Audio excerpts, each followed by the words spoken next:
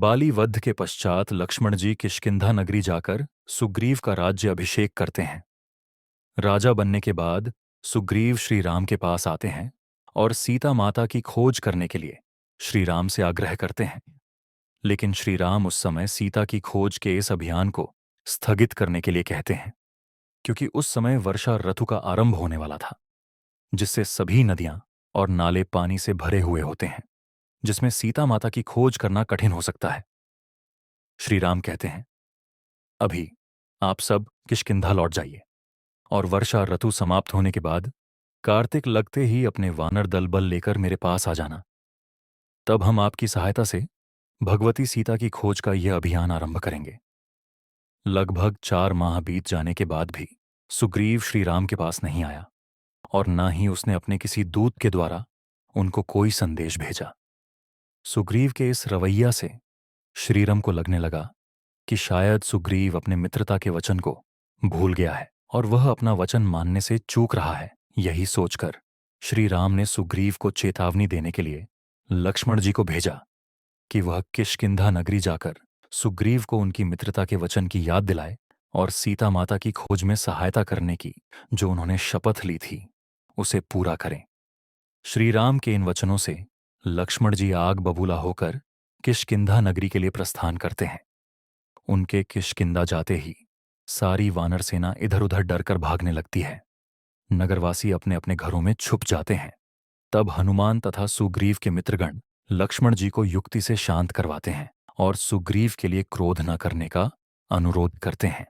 लक्ष्मण जी द्वारा श्री राम का संदेश पाकर सुग्रीव को अपने भूल पर पछतावा होता है और वह श्री राम की सेवा में अपने वानर दल को एकत्रित करके चले जाते हैं।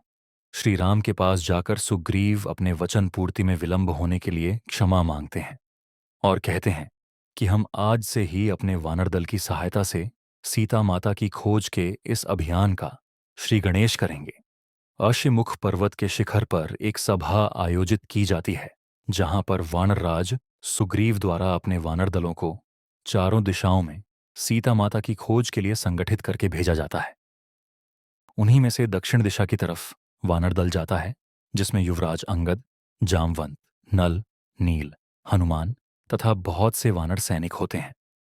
वे दक्षिण दिशा की तरफ भारत देश के अंतिम छोर तक चले जाते हैं, जहां पर आगे प्रशांत महासागर था। लेकिन अथाह समुंदर के अतिरिक्त उन्हें सीता माता की खोज के बारे में तनिक भी संकेत नहीं मिला था। इसलिए सभी निराश होकर वही समुद्र तट पर अपने स्वामी का कार्य पूरा न कर पाने की निराशा में आत्मदाह की इच्छा से वहीं पर बैठ जाते हैं। वानर दल को ऐसे निराश होते देख वही पत्थर की गुफा के पास बैठा संपाति नाम का गिद्ध जोर जोर से हंसने लगता है और कहता है कि आज मुझे खाने के लिए बहुत सारे वानर मिल गए हैं।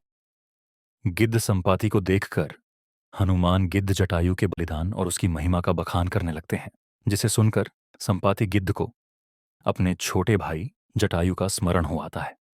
गिद्ध संपाति उनसे पूछता है कि तुम लोग कौन हो और जटायु को कैसे जानते हो? जटायु तो मेरा छोटा भाई है। तब हनुमान जी संपाति को बताते हैं कि रावण द्वारा सीता के हरण के समय सीता माता को रावण से बचाने के लिए युद्ध करते हुए महात्मा जटायु वीर गति को प्राप्त हो गए। श्री राम और लक्ष्मण ने एक पिता के भांति उनका संस्कार किया था। अपने भाई जटायु की मृत्यु की खबर सुनकर संपाति शौक में डूब जाता है, रोने लगता है। तब बाद में संपाति कहता है कि मैंने भी एक दिन एक राक्षस को विमान में एक रूपवती स्त्री को ले जाते हुए देखा था। शायद वह रावण ही था। अगर मुझे पता होता कि वह दुष्ट राक्षस मेरे भाई जटायु को मारकर जा रहा है, तो मैं उस पापी का वहीं अंत कर देता। गिद्ध संपाति सभी वानर दल को कहते हैं कि वह सीता माता को देख सकता है, क्योंकि एक गिद्ध की दृष्टि अपार होती है। उन्होंने बताया कि सीता माता यहां समुद्र पार एक द्वीप है, जहां पर वह एक पेड़ के नीचे मायूस बैठी हुई है। इस तरह गिद्ध संपाति की वजह से हनुमान तथा अन्य मानव दल को सीता माता का पता चल जाता है कि वह समुद्र के उस पार लंका नामक द्वीप पर है। सीता माता का पता तो लग गया था, लेकिन अब सबके सामने यही प्रश्न था कि 400 कोस का समुंदर पार करके लंका तक कैसे पहुंचा जाए और सीता माता की सुध ली जाए।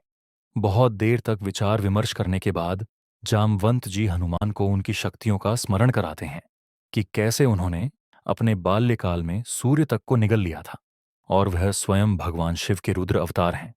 इसलिए केवल उन्हीं के पास वह शक्ति है जिसके द्वारा हनुमान 100 योजन का समुद्र लांघकर सीता माता की सुध लेकर आ सकते हैं। तब युवराज अंगद, जामवंत, नल और नील तथा समस्त वानर दल हनुमान जी की स्तुति करता है और उनको उनकी शक्तियों का स्मरण हो जाता है।